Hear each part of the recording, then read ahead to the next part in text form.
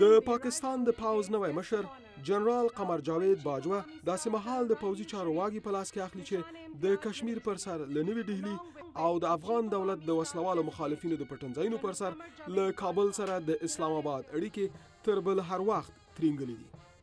باجوه چې د پاکستان د پاوز په عمومي قومندانۍ کې د یو لړ مراسمو په ترڅ کې وپیژندل شو، د جنرال راحل شریف پر ځای به 3 کاله د پاکستان د ځمکنیو ځواکونو لوی درستیز وي. خواتین و حضرات، خطے میں سیکیورٹی کے حالات په سیمه کې امنیتي حالت پیچلی دی او هغه ستونزې چې هیواد مو ورسره لاس او ګریوان دی لا ختمې نه دي. د هغو بریالیتوبونو د ساتلو لپاره چې موږ په وروستیو کلونو کې ترلاسه کړي، اړتیا ده چې د خپلو قربانیو یاد وساتو. اړتیا ده ترهګري له منځه یوسو او ټول ځواک دې په یو صف کې سره ودرېږي.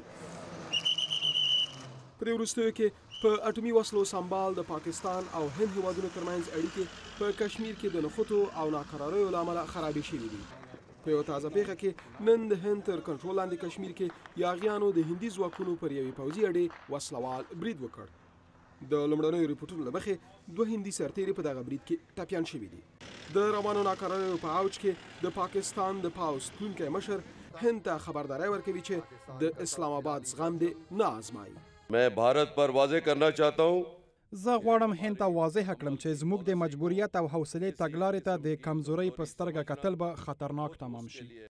د پاکستان د پاوز نوی مشر قمر جاوید باجوه چې یو مهال په کشمیر کې د خپل هیواد د وسلوالو ځواکونو قومندان پاتې شوی، په دې لټه کې به وي چې له هند سره روانه کشاله څنګه اواره کړي.